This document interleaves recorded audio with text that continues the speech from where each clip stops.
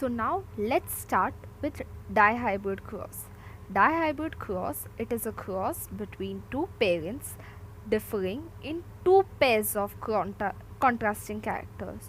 So now in monohybrid cross we have taken one character from the 7 characters, whereas now in dihybrid we'll take 2 characters from the 7 characters, and we can take any character with anyone. So Mendel made some dihybrid cross in pea plants. So first let's start with the parents. So first we'll take completely dominant parent, which is round as well as yellow, that is capital R, capital R, capital Y, capital Y, and we'll do the selfing, and then we'll cross it with the wrinkled green, which is completely recessive, that is small r, small r, small y, and then first we'll take the gametes. So here the gametes will be capital R, capital Y, here the gamete will be small r, small y. So here we'll cross them, and in first filial generation, that is F1 generation, we'll get capital R, small r, capital Y, small y, that is round yellow. Then we'll do the selfing of first F1 generation. So here we'll get the gametes as capital R, capital Y, capital R, small r, capital Y, and small r, small y. Same thing will be here.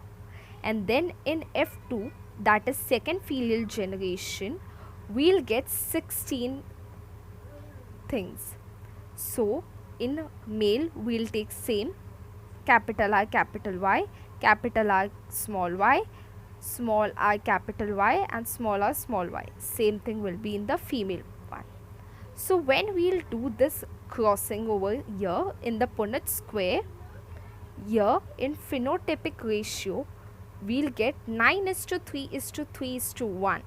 So the 9 things will be round yellow. When you will do it in dihybrid cross, you'll get completely a triangle of round yellow, as you can look over here. So 1, 2, 3, 4, 5, 6, 7, 8 and 9.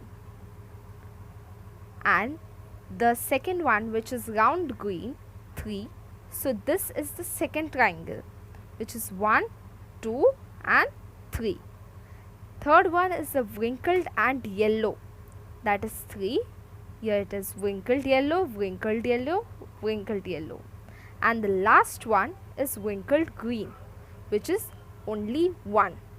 So this is the genotypic ratio. This was the phenotypic ratio, whereas the genotypic ratio is 1:2:1:2:4:2:1:2:1, and this is the following thing.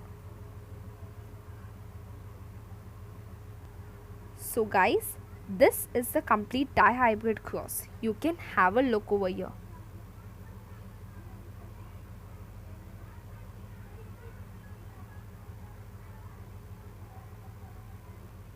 This is the dihybrid cross between tall eggshell into dwarf terminal.